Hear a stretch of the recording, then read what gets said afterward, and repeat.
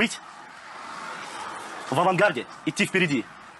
Достижение Рамзана Ахматовича Кадырова, в первую очередь, это то, что вот эти ребята по мирной дороге, без блокпостов, по красивому городу, по гордости нашей республики, может собираться где хочет. В сквере, в парке, в кинотеатре, в торговом центре, в небоскребе.